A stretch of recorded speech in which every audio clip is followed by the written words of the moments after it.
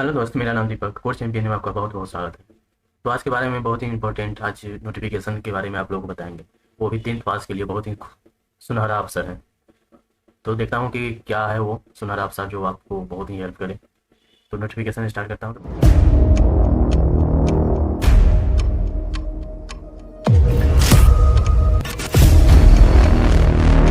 पहले मैं PDF file open कर लेता हूँ, उसके बाद दिखाता हूँ कि क्या है।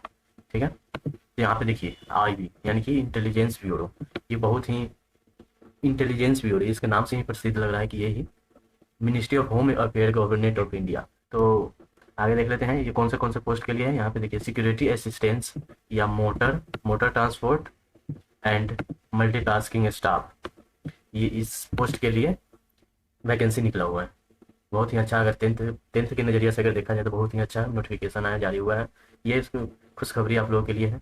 ये इसलिए खुशखबरी है कि ये फॉर्म ऐसा फॉर्म हर साल साल नहीं आता है। बहुत ऐसा फॉर्म है जो साल के एक बार आ ही जाता है, बट ये साल में नहीं आता है। ठीक है, इस नज़रिए से बहुत ही अच्छा है। तो देख लेता हूँ ये कहाँ कहाँ पे ये पोस्ट मिलता है।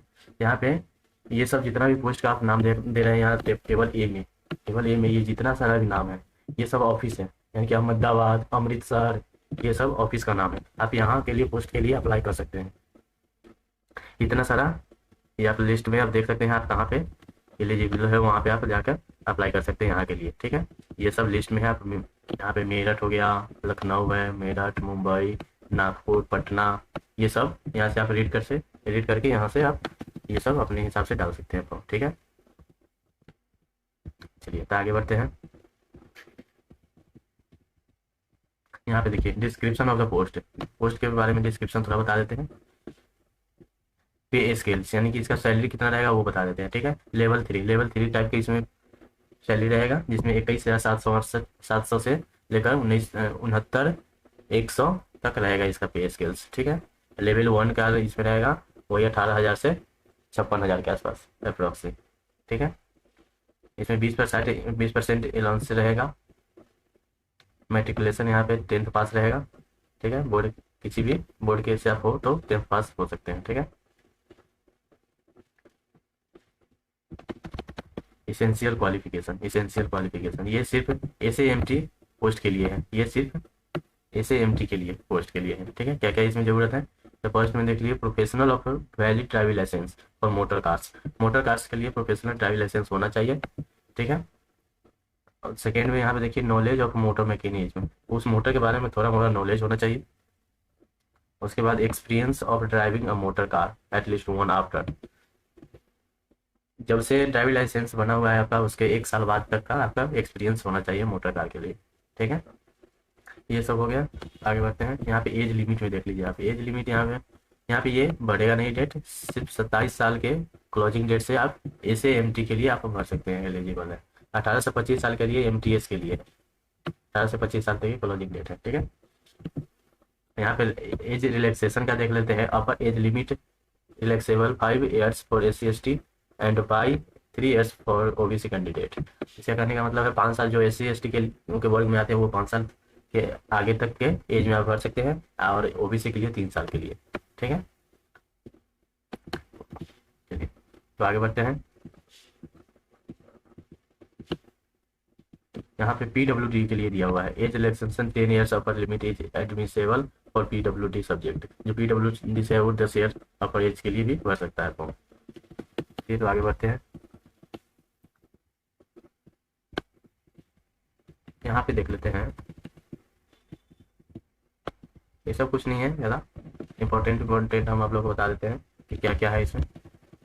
सेंटर ऑफ एग्ज़ाम देख लेते हैं, सिटी ऑफ एग्ज़ाम कहाँ कहाँ पे सिटी ऑफ एग्ज़ाम पर लेगा, या फिर इसको रीड करके आप देख सकते हैं। आंध्र प्रदेश, निकोबार, हिमाचल प्रदेश, जम्मू एंड कश्मीर, ये सब इस प्रकार से आप देख सकते हैं। इसको रीड करके आप अपने हिसाब से फॉर्म डाल सकते हैं। ठीक है, यहाँ पे बिहार, असम, पंजाब, केरल, राजस्थान, वेस्ट बंगाल, ये सब है, आप अपने हिसाब से सेंटर चूज कर सकते हैं। ठीक है, स्कीम ऑफ एग्जाम ये बहुत इंपॉर्टेंट है, इसके बारे में थोड़ा देख लेते हैं। टायर फर्स्ट में SA और MT के लिए दोनों पेपर सेम होगा। ठीक है, या तो SA MT के लिए भरे या MTS के लिए भरे, दोनों पेपर सेम होगा। ठीक है, ऑनलाइन एग्जाम होगा इसका, जो 4 पार्ट्स में होगा। 100 क्वेश्चन रहेगा, 1 मार्क्स का। ठीक है, 4 पार्ट्स में कौन कौन सा पार्ट रहेगा? जनरल अवेयरनेस रहेगा 40 नंबर का, 40 नंबर का। क्वांटिटिव एप्टीट्यूड रहेगा 20 नंबर का। लॉजिकल एबिलिटी एंड रीजनिंग रहेगा 20 नंबर का। इंग्लिश लैंग्वेज रहेगा 20 नंबर का। और टोटल मार्क्स रहेगा यहाँ पे 100 नंबर का। ठीक है, तो आगे देख लेते हैं। यहाँ पे निगेटिव मार्किंग भी है। निगेटिव मार्किंग 1/4 मार्क्स है। अगर 4 गलती होगा तो 1 मार्क्स उसमें से सही में से डिडक्ट हो जाएगा। टायर 2 में देखते हैं एसएएमटी के लिए। एसएएमटी पोस्ट के लिए टायर 2 का एग्जाम अलग होगा। इसमें ये होगा motor mechanism and driving test interview. आपका इंटरव्यू इसमें होगा, मोटर मैकेनिज्म ड्राइविंग टेस्ट होगा और मोटर के बारे में कुछ नॉलेज पूछा जाएगा। ठीक है, यहाँ पे minimum cut off 40% of tyre second, minimum cut off 40% होना चाहिए।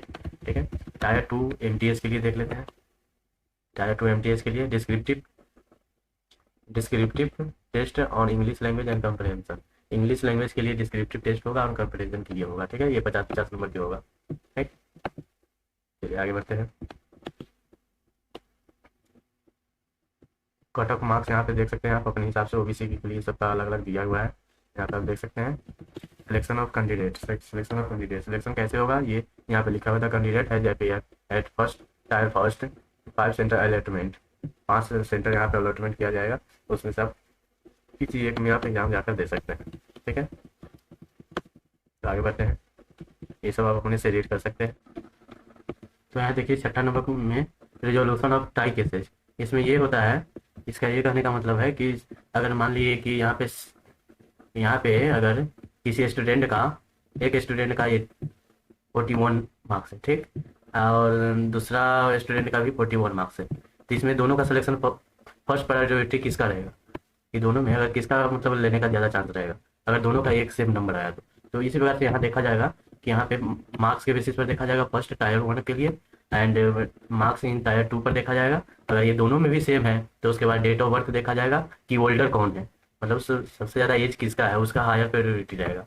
ठीक है, ये हायर प्रायोरिटी रहेगा। उसके बाद अल्फ़ाबेटिकल ऑर्डर से भी देखा जाएगा, इसका भी हायर प्रायोरिटी होता है। ठीक है, और उसके बाद यहाँ पे डेट ऑफ बर्थ से, वो तो मैं पहले ही बोल दिया हूँ, सॉरी, यहाँ पे SAMT के लिए था, यहाँ पे MTS के लिए।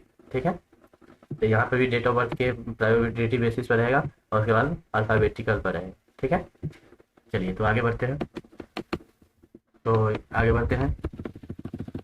ये सब कुछ नहीं है, ज़्यादा पढ़ने की कोशिश से नहीं करना है। ये सब अगर पढ़ना चाहे तो पढ़ भी सकते हैं। चलिए यहाँ पे डेट देख लेते हैं, इंपॉर्टेंट डेट देख लेते हैं। ठीक है, important date instruction for submission for online application. Online application के लिए क्या क्या इंस्ट्रक्शन है वो देख लेते हैं। ये तो opening date of an online registration होगा एप्लीकेशन। ठीक है, इसका closing date submission of application between submission of online application. ठीक है, इसका फी थ्रू होगा debit card, net banking, UPI. ठीक है, तो इसका स्टार्ट होगा 13 तारीख और 2023 से स्टार्ट है, 13 नवंबर 2023 से इसका स्टार्ट है।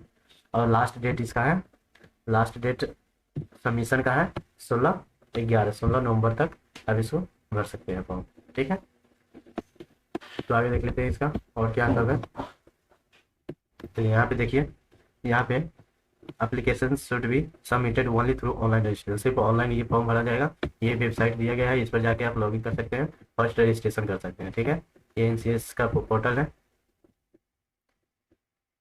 उसके बाद यहाँ से आप देख सकते हैं ये सब जनरल इंस्ट्रक्शन में देख लीजिए। यहाँ पे आई एग्री पर क्लिक करने के बाद वहाँ पे सबसे पहले रजिस्ट्रेशन साइन अप करना है। ठीक है, ये सब करने के बाद उसके बाद आगे बढ़ते हैं।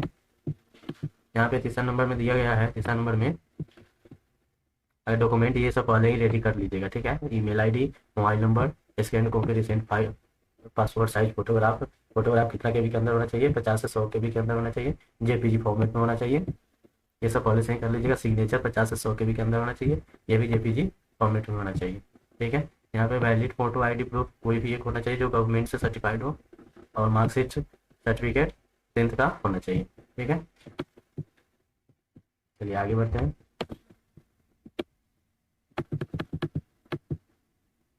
आगे ये सब कर सकते हैं। यहाँ पे हाउ टू अप्लाई लिखा हुआ है, ये हाउ टू अप्लाई कैसे करें। फर्स्ट में यहाँ पे देख लीजिए, यहाँ पे ईमेल आईडी और मोबाइल नंबर इसको वैलिड करना होना चाहिए ये, और उसके बाद ईमेल आईडी में एक मेल जाएगा अप्लाई करते समय। और उसके बाद सेकेंड स्टेप में यहाँ पे देखिए candidate should be at most care in pursuing the correct details वाइलिंग filling in on online step two submitted can not be edited. अगर सबमिटेड अगर दूसरा अगर स्टेप आप सबमिटेड कर देते हैं तो उसके बाद एडिट नहीं होगा। ठीक है, चलिए थर्ड स्टेप देख लेते हैं।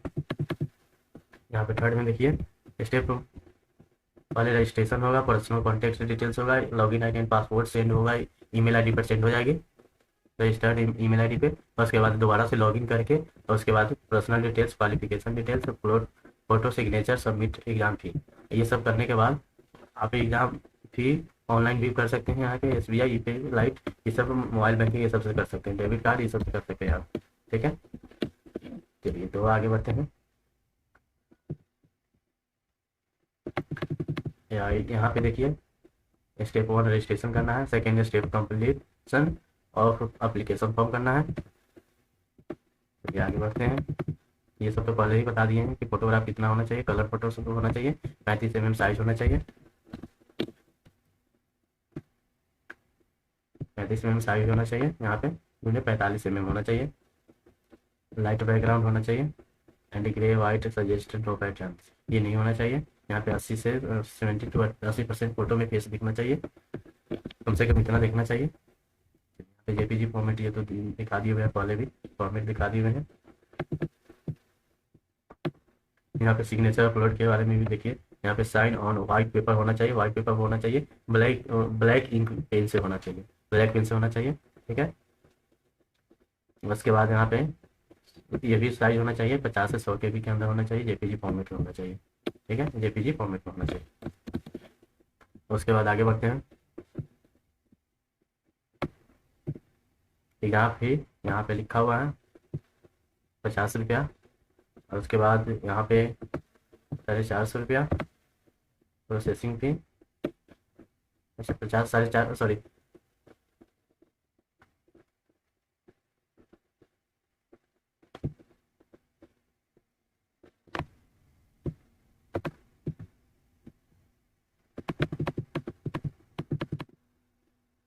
यहाँ पे एक बार और देख लेते हैं कि क्या क्या हम लोग की जरूरत होगा। सबसे पहले मैट्रिक या सेकेंडरी हाई स्कूल सर्टिफिकेट होना चाहिए, नेम और डेट ऑफ बर्थ उसी से लिखना होगा। ठीक है, सेम टू सेम लिखना होगा। और उसके बाद यहाँ पे OBC सर्टिफिकेट अगर अप्लीकेबल हो तो वो भी आप डाल दीजिएगा। ठीक है, या EBSC सर्टिफिकेट या SC होना चाहिए या NOC होना चाहिए, ये सब आप अपने से देख लीजिएगा। उसके बाद ये सब देखते हुए आगे बढ़ जाते हैं। उसके बाद यहाँ पे देखिए लगभग यहाँ पे अब जितना भी इम्पोर्टेंट था हम लोग आपको बता दिए हैं। उसके बाद यहाँ पे अब सब हो चुका है। तो ठीक है, तो मिलते हैं फिर से नेक्स्ट वीडियो में, तब तक के लिए।